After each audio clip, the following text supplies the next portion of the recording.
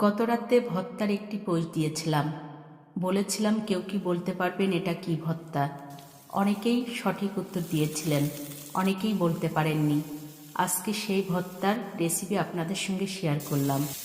এখানে আমি বরবটি চিংড়ি মাছ মিক্সড করে ভর্তা করব।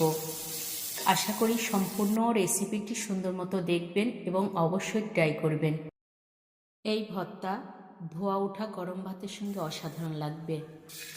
আমি মাঝে মধ্যেই এমন করে ভর্তা করে থাকি। আর এই ভর্তা পাটায় বেটে ভর্তা করব।